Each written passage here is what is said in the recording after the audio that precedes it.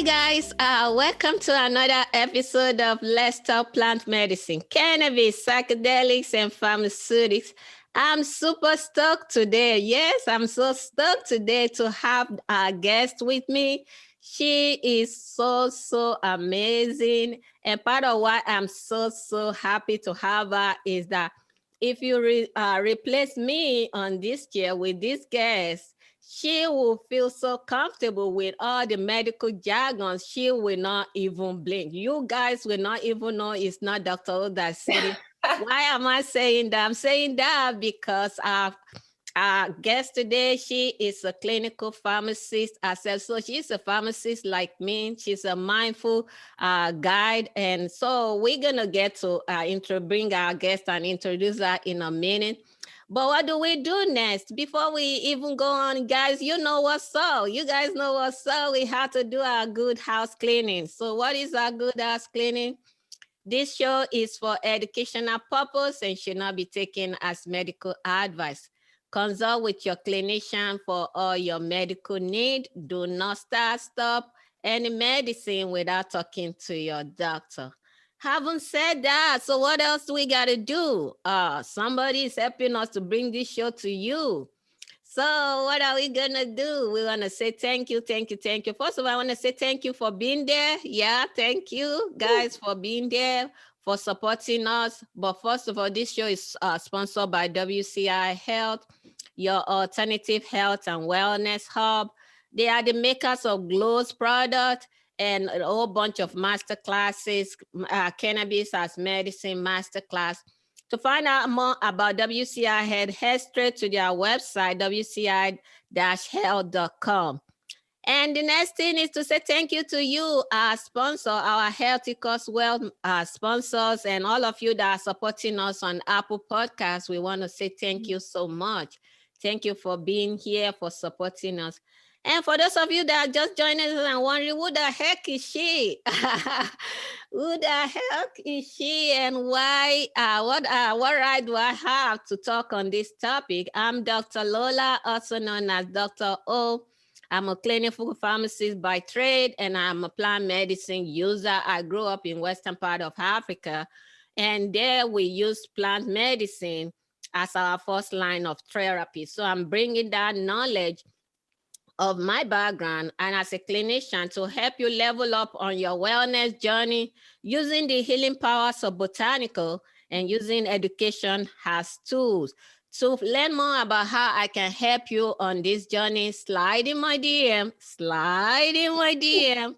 at WCI Health 19 or head straight to my website, WCI-Health.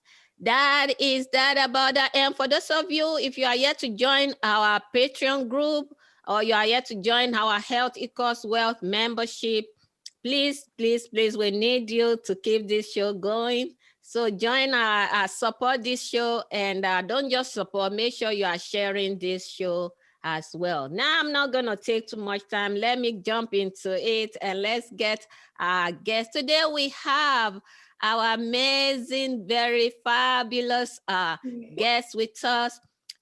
Dr. Tori Rerick is a clinical pharmacist. She is a mindfulness guide. I am really interested today because I need to learn more about all the good stuff she's going to give us. So thank you so much. She is the founder of 6 Feet from Cannabis, and she's so involved in so many things, chakra, crystals.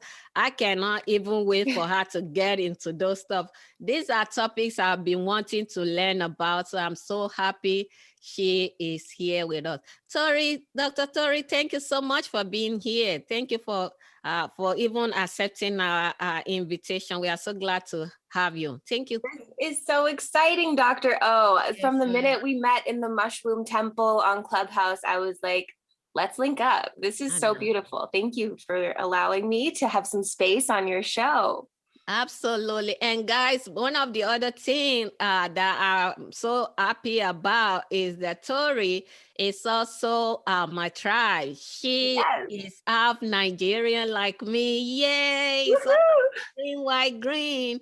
It's all in that green. So this is my sister. This is my queen, and I'm so happy to have you here, Tori. So let's get into it. Tell us a little bit about yourself. What are the journey going from a pharmacist to a mindfulness coach to chakra, crystals, cannabis? Talk to me, It Tori. has been a journey, and I like to say it was led by cannabis. The plant spirit has been guiding me since before I even consumed. So, graduating pharmacy school in 2016, I knew I had to leave my hometown. I had grown up in the same area. So we moved out to Colorado, my husband and I. I was pregnant at the time with my firstborn Rex. And, that's interesting in and of itself, because Colorado was one of the only legal cannabis states at the time. And of course, I didn't advertise that was one of the major reasons we chose this spot, but she called me and I wanted to learn more and be with the plant and be in a place where it was more open to consume.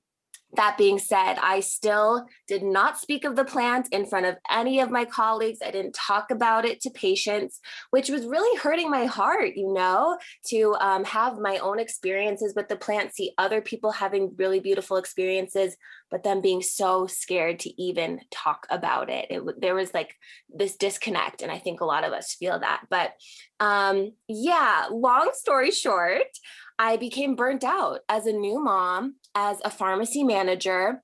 I started to learn self-care that was non-existent during my schooling. I don't know about how all of you felt, but professionalism took over my life. I felt like I was a robot and couldn't be a human being, have emotions, have feelings, have hobbies. So I just started leaning into self-care because I had to. It was necessity, or I was going to fall ill. I was already not doing well in the mental space. And I had transitioned over that couple of years after graduation into more natural health. I too have been on the side of taking my antidepressants, taking my SSRIs, trying different ones. But it got to the point where when I was conceiving Rex and carrying him, I wanted to try some other things. I knew I could go a natural route, and that the pharmaceuticals had helped me to that point, and that I was ready to try something else. So all of this is wrapped up together. I start learning about the power of the mind and really exploring life as my own creator and creating something that felt good to me, not that checked off boxes and looked good to my parents. So from there, I had already had an internet presence.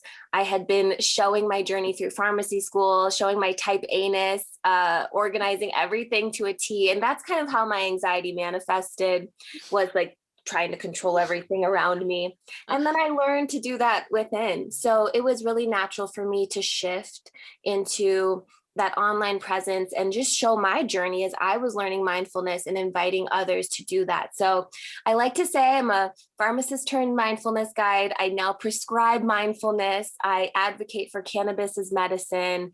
And here we are. Awesome. I mean, I always tell people, when you see clinician, especially pharmacists, we are all OCD. That is obsessive compulsive. We don't want to kill folks. And when you are in that space, I don't even know, it takes a lot to be in that space. And somebody like you were in a retail pharmacy. You guys should not even get me started on that. So I feel you, my sister. Okay. I feel you. It is the battle is really, really a tough one when you are dealing with retail pharmacy. Talk to us a little bit more about self-care as a preventative ways of taking care of ourselves. Because from what you were saying, I noticed you say you use self-care, you use those inner power, our OCD inner power, that our superpower as a clinician. You tap into it and use it as a way of preventative care. Talk to us a little bit about that. Definitely. So, I've noticed night and day since, I only fill in at the pharmacy once in a while now. So of course I don't have that everyday pressure to show up. But that being said, there's a night and day difference between how I show up to the pharmacy now and how I was doing it before. before I just rushed right into it. I just got up and got going, and I didn't know how to care for myself. And now I set my day. I set up the night before. I really think about and send love to the place that I'm going ahead of time in order to prepare my heart and my mind, not only, the very technical and logical knowledge. I'm a whole person. And I think that's something that we forget as clinicians, is to take care of ourselves, because we're really used to taking care of others. But it doesn't matter if you have children or not. It doesn't, you are you. And so setting up your wellness is what's most important. And that allows you to continue caring for others. And so I had to learn what self-care was. And it's a lot of different things. And at first it was quite physical and quite restful, because that's what I needed the most. That's what I had neglected the most. So relaxing, stress reduction, taking baths, those were my go-tos. I started journaling a bit more. And then it turned into prayer in a way. Journaling is prayer for me. And then, cannabis came in, and taking my CBD and feeling held in those spaces, and making sure I ate lunch and went to the bathroom. These are very small things. Self-care doesn't have to be a grand gesture. It can be what it is to me is listening to your body, listening to your needs, and then meeting them. And some of us get halfway there, right? We know what we need, but it's taking that extra step and getting what you need from yourself, or asking for that help if you need it. Absolutely fabulous, Tori. When you said learning to eat, that just kind of brought back memory. My goodness, learning to eat. Mm-hmm. It's crazy. Can you even, when I was in retail pharmacies, I'm telling you, Tori, I will even forget to eat in a 10-hour shift. I hear you. On my feet. I hear when you. I leave, my feet will be swollen, because it's like go, go, go, go, go. I will forget to eat. Mm-hmm. And not even eating. What about going to the bathroom to use the... Hello. I know, in your womb space. I said, I said, you know what? You're going to blow up your bladder right here. Exactly. That is self-care. Learning to prioritize ourselves and not feel selfish about it. I'm going to be coming to cannabis later, but I want you to go. I know, what are the tools that you use? I know you use a lot of tools. I really want you to go into crystal, into what those are, because I know our audience, they want to know a lot about, I want to know a lot about that. Let's talk about it. I love that question, because crystals were one of my first allies, as I like to say, into this more natural mindfulness realm. I actually picked up my first crystal. It was tiger's eye during my pharmacy rotations, during my 4th year. And that's when my depression and anxiety had hit the hardest. I was on a double rotation away from my husband, like 4 hours away. So it wasn't so comfortable that we could just see each other frequently. And to be honest, he has been my emotional support person, like emotional support animals. As my mental health was still a little shaky during that time, he was how I regulated. And so to be so far away from him was really challenging for me. And then the pressure of feeling like you're on a constant interview during rotations and all this stress. So I thought, what can I do? What are some of these natural methods? How can I get into this? So I Googled crystals. I picked some out that said they were for anxiety and confidence and all of this, which that's another story. You can totally program crystals the way you want to, or connect with them in the ways you want to. But I picked up tiger's eye, and I didn't really know what to do with it, what it meant, but I put it in my pocket every day at rotation. And honestly, just that physical reminder of having something in my pocket that I felt was giving me some more confidence did that. Even if it's placebo effect, you know what I mean? Like, why not? And crystals are beautiful. So I just started collecting them, even though I wasn't really quite feeling like I knew what was happening metaphysically. And so that's why I encourage people to get into crystals if they want to. I didn't really have any feelings about them. There's quite a bit of taboo around these more occult items or witchy items. And, I come from a Christian family, like you better believe that people were also looking at me sideways, but at some point you have to start living your life. So anyway, I didn't find any conflict between Christianity and utilizing crystals, because of course they talk about crystals in the Bible. But yeah, I just started collecting and carrying them and really believing that they were doing what they said they were doing. And, now that I've started to hear my own intuition more, now that I've tuned into my subtle body, which is very quiet and sort of hard to hear when we're in this go, go, go, go, go. Now that I've done that, I have a different relationship with crystals, and I truly feel that I've connected with them on new levels that weren't available to me before. That is awesome. That is awesome. It's kind of like I'm not a Catholic, but it's kind of like a rosary that they use, that the Catholic use. I mean, our mind. How do we even know what we need? Mm-hmm. We are consciousness folks, and our forefathers have used various ways to do mindfulness, consciousness. I mean, I remember growing up when they would use this, they call it Ifa. They will speak to this stuff and spread it, and they will be able to read it and say, oh, this is what the spirit is saying and all that stuff. I mean, there's a place of us being able to practice our religion and still be able to tap into the beauty of our ancestors. Everything is not, oh, witchy. What is when you see all those, I believe, all those are ways that people have been divided.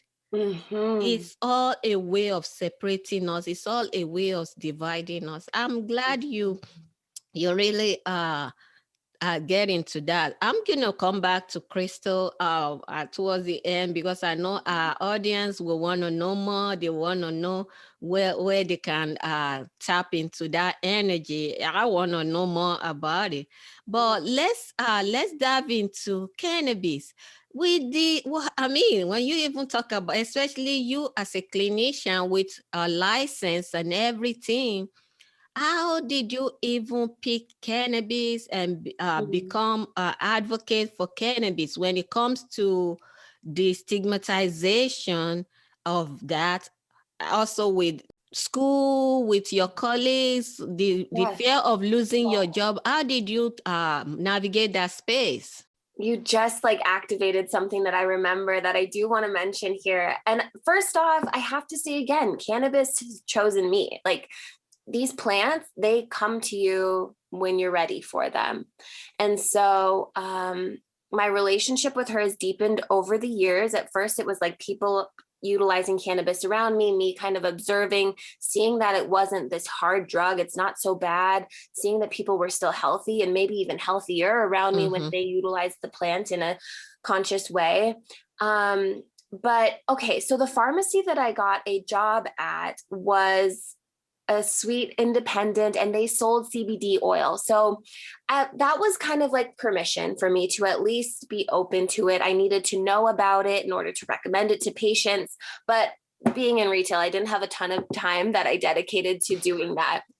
And then that transition happened in 2018, where I chose to leave the pharmacy, even though I had gotten my dream clinical position, if you will. It was still not in my heart to continue that path. So to rewind for one moment, I want to remember this time that another employee, in picture me, 24, fresh AF, coming into this pharmacy as the new girl and hearing from someone, did you learn, she said to me, another pharmacist, did you learn about cannabis in pharmacy school? I said, no, I didn't.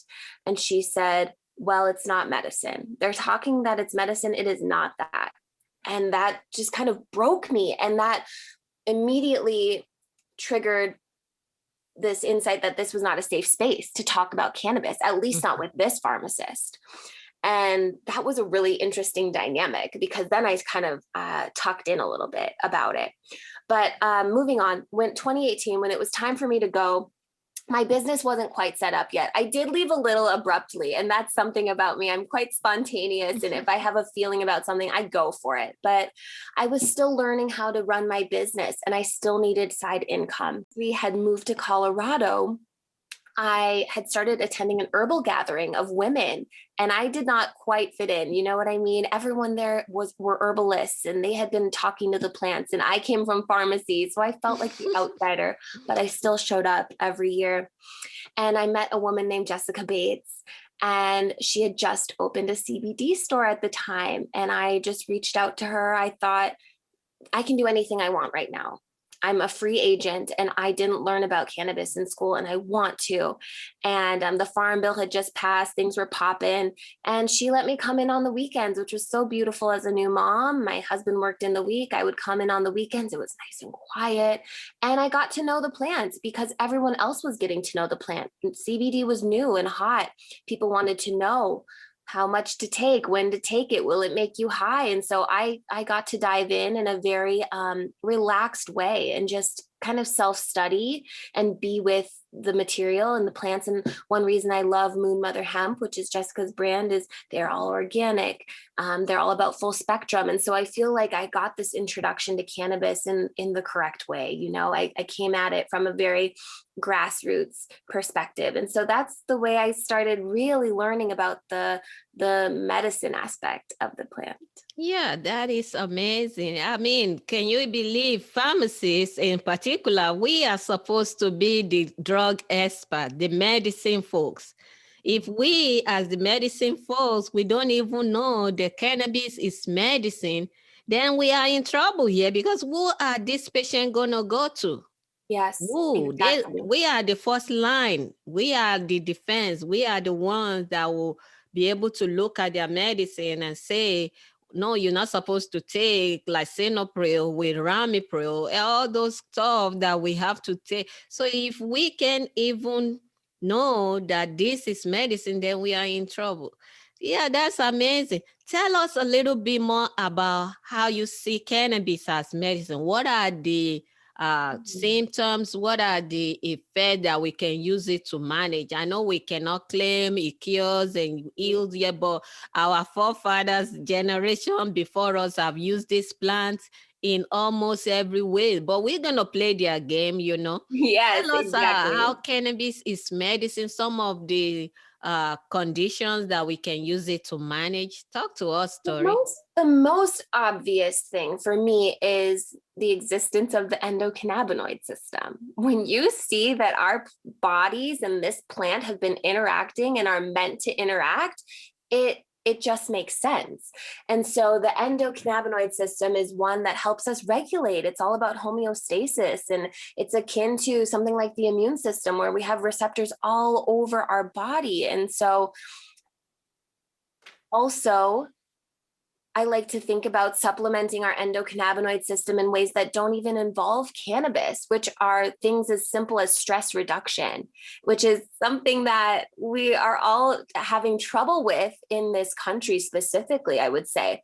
And so it's not even so much about the cannabis, but it's about these self-preservation practices like self-care that can help us be healthier. And so with cannabis, it's a supplement, and we create endocannabinoids. And so we know that our body is asking for these things and asking to be regulated in this way. And sometimes we do require this supplementation if the endocannabinoid system is deficient, which many of us likely are if something as quote unquote simple as stress is maxing out that system.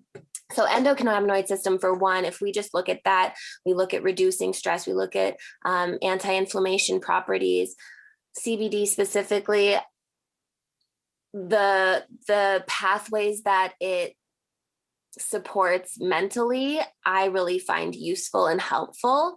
And the relaxation, so many ways. I just think it fits so perfectly with self-care. And what I'm particularly interested in are those mental health aspects, are those spiritual aspects. I personally don't have a physical ailment or like a chronic ailment where I utilize cannabis in that way. For me, it's really a divination tool, and it's something that supports my mental health. And so that's where I support cannabis, and especially for having fun. People knock on recreation, quote unquote, recreational cannabis, but it's all medicine to me. I think having fun and laughing and joy and ease is medicine. And if cannabis can support that, I'm for it.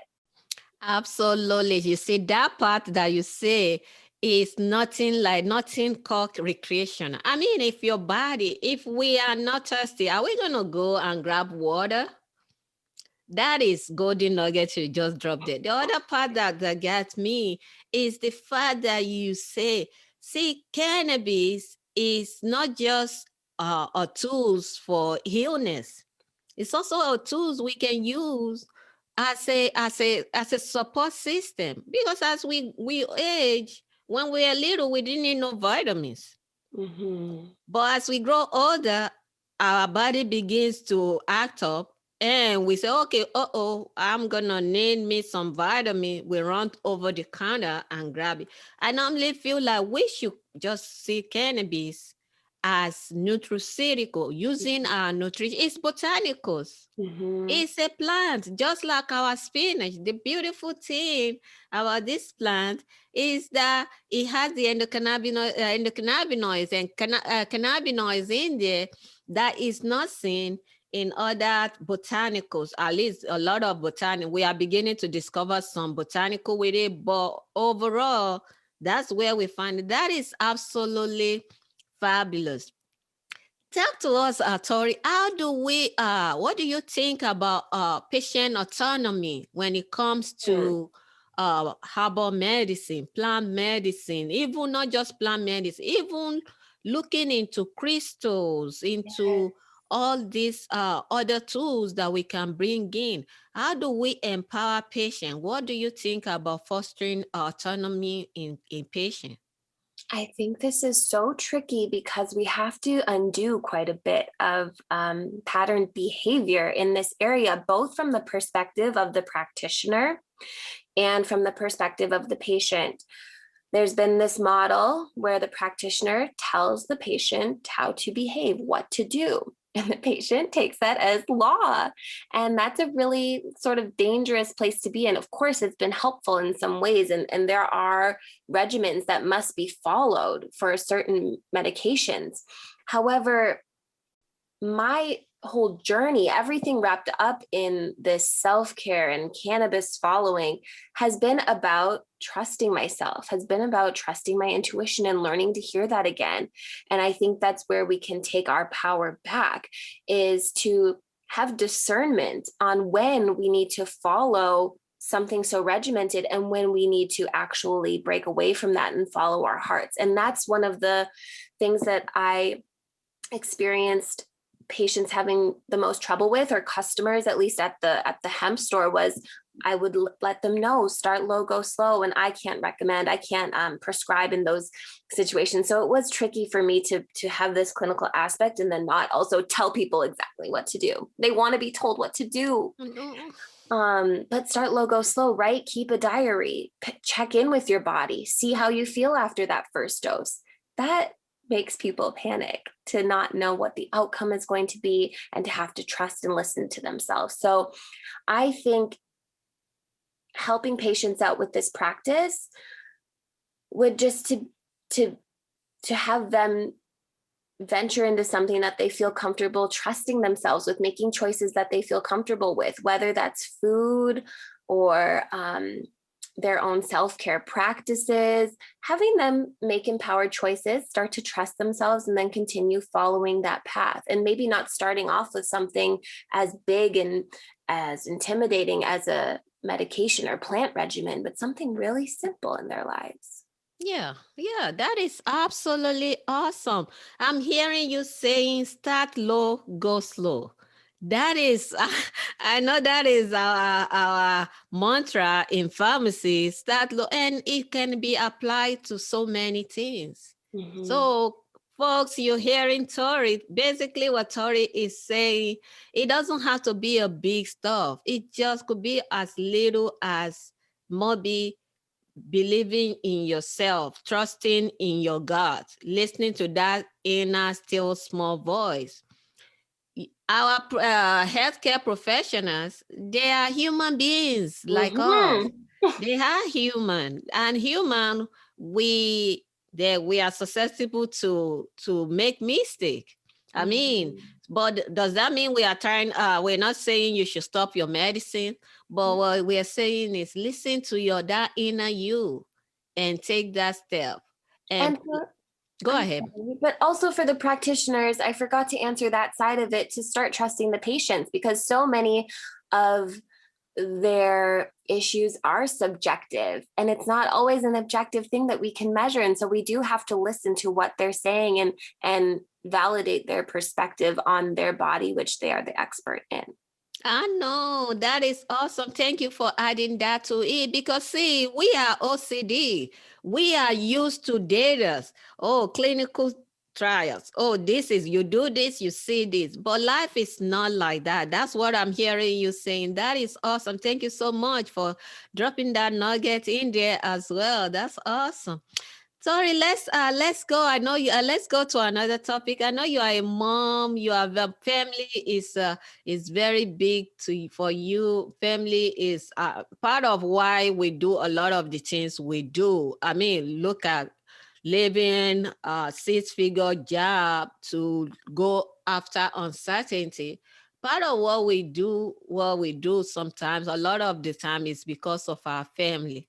Talk to me about motherhood. I went on your website. I saw you had the water bath, all those things. That is so cool. Talk to me about being a herbal user, medicinal herb user as a mom. When you were pregnant, did you use cannabis during pregnancy? What are your thoughts about that? Oh, this one is still so tricky because it is so taboo and the research isn't there. And that's, where you and I connected, was this topic of psychedelics in pregnancy and motherhood. But for me personally, I've had 2 pregnancies. And so the first time around, I was just starting to walk the natural path, and I aired on the side of caution in terms of not utilizing anything. I was off of my anxiety medications, and that was going well. I hadn't quite tapped into my mindfulness practices yet. And was staying clean in case of I needed anything for a job that I was transitioning to. I did utilize a couple of times the end of the 3rd trimester with my son, but nothing regular. And then, postpartum for me, cannabis continued to be my medicine. I had CBD at that point and really loved that support. Daphne was a different story. Daphne, I was much more into hemp than I was cannabis, prior to her conception. And so I stayed with that plant throughout her pregnancy. I had intended to back off all the way because that's what I, in quotes, should do. And there was a lot of stigma and fighting back and forth in my head during that pregnancy of like, this is unacceptable, etc. And then remembering that this plant is my medicine, and that even though people cannot see my mental wounds or mental issues or mental struggles, they're still valid. And so I did lean on the plant when I felt I needed to, but I did carry a lot more discernment, which I think was the result of practicing mindfulness for so long, because it is still easy, I feel, to use cannabis as a crutch. That I love the plant, I amplify use of the plant, but it's still a possibility to use it as a crutch. So I stayed with the plant medicine throughout her pregnancy, and I did have a home birth with her. And so I felt, the risk wasn't so much there in terms of CPS, and those are valid concerns and issues. But I trusted myself, I trusted my body, I trusted the medicine, and I stayed with it. And both of my kids are super magical. And so that's my own little anecdotal experiment, I guess. I mean, the Jamaican women of the Rastafarian descent they use these plants for nausea and vomiting during labor. They use it as tonic. It's just, I always feel like there's that part that they try to kind of like a barricade us with all those, we had to have clinical data, but at the same time, we still need more information, especially when it comes to kids. That's awesome. Thank you so much for bringing that personal aspect of your life into it. Yes. For our audience that probably maybe they are new to cannabis or they want to start on that journey, what is your advice for them? Maybe there is a plant. Should they probably start with CBD or hemp?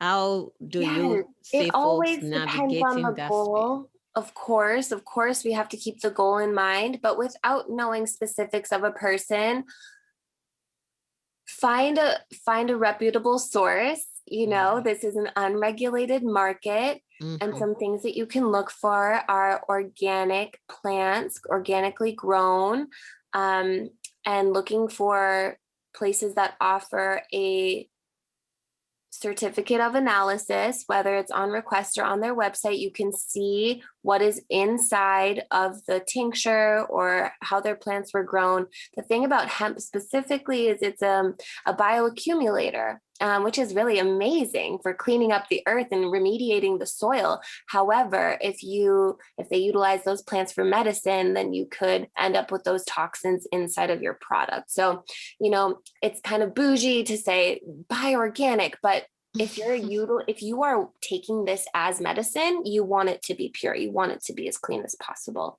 So I think that's a really good place to start. And I would say start with CBD. Start low, go slow. For certain sleep aspects and that sort of thing, THC might be more helpful for that sedation aspect, but I really do love CBD and hemp, and I think that they're a really beautiful energy to hold people, especially in the mental health space and energetically. So that's where I would start, and especially the inflammation, anti-inflammation. When do we not need that? So. Duh. When do we not need it? Haven't you heard that inflammation is being implicated in almost all disease states, including cancer? So we need anti-inflammatory. And when we look at conventional pharmaceuticals like the NSAID, we have the GI issue. When we look at steroid, which is our big gun, we have all kind of crazy stuff with that. So where is the natural anti-inflammatory that we're gonna use other than this plant? Thank you for bringing that in. Tori, Can I say one more thing? I'm sorry. Sure. I would say also just explore the route that you're interested in. Of course, there are different bioavailabilities, but I really love a tincture. And if we're talking about CBD, it's pretty quick acting. It's simple to dose versus something like smoking. I really do prefer vaporizing hemp flower, but it's that quick onset and quick offset. And it's not always comfortable to do that in terms of taking the pill and swallowing it. CBD doesn't have a great bioavailability, but may last longer. So just explore. Even topicals are so beautiful and a moment of self-care. So just consider cannabis as something broader than lighting up a bowl or something like that. It's very diverse. Yeah, that is amazing. Thank you for adding that. For me personally, I love tincture because it's like I'm killing two birds with one stone. When I put the tincture under my tongue, I know it's going into my bloodstream. That will give me a little boost that I need right there and then I will end up swallowing it. So when I swallow it, it kind of acts as an edible, takes a longer and it lasts longer. So that is really, really awesome. Thank you. Thank you so much for adding that to us. Tori, for our audience that would like to know what you do, want to work with you, what are the programs that you have? Thank you for this question. So there are two avenues in which I have offerings to support people reconnecting with what's important to them and learning to prioritize themselves. The first is a little bit hands-off, and it's my Oracle deck that was created with my baby girl in my belly. So this is a divination tool in a way. It's kind of like affirmation cards. It's nothing devilish. Trust me. It's very sweet energy.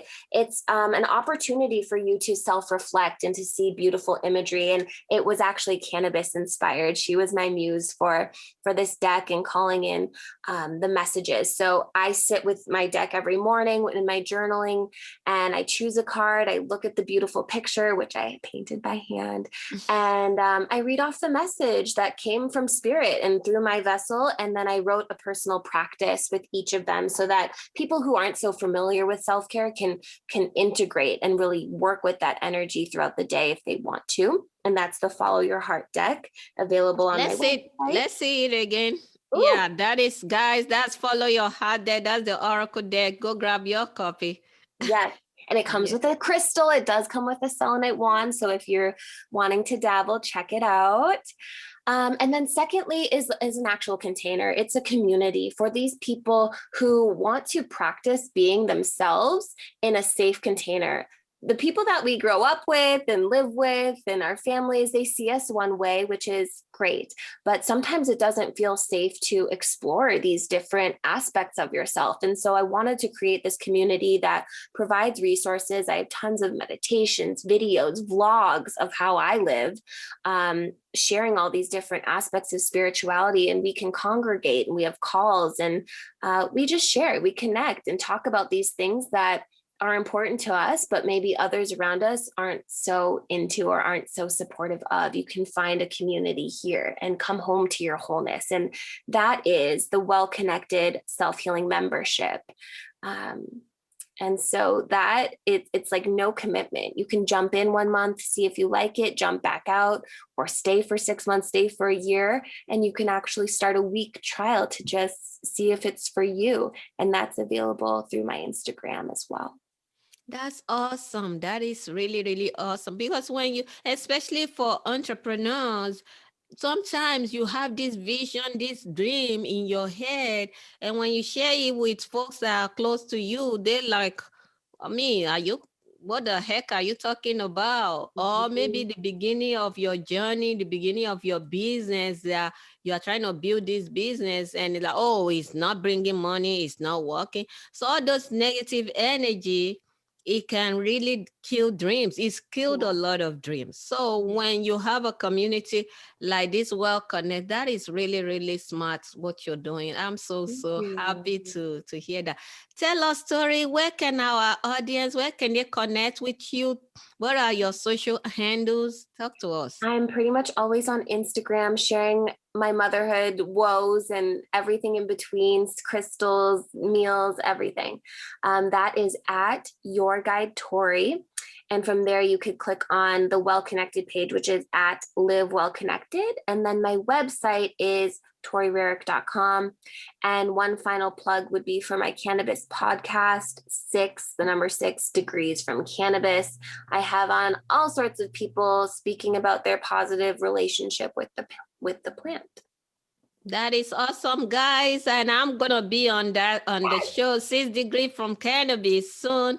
So you guys be on the lookout for that. Thank you so much, Tori, for gracing us with your presence and your peace today. We are so appreciative of you being here. Thank you so much. Have a great day, Tori. Have a beautiful day. Thank you so much. Guys, that's our show today. If you are yet to join our membership, Health Equals Well members, go to our website, wci-health.com. And remember, we still have our Cannabis Psychedelic Club on Clubhouse, 6 p.m. Eastern Standard Time, Wednesdays and Saturdays. That's when that happens. You want to share this episode, follow Tori, please. You guys can see how awesome she is. She is awesome. I love you so much, Tori. Thank you for coming. Guys, that's it. Until next time, remember, health equals wealth. Bye. See you guys. Bye.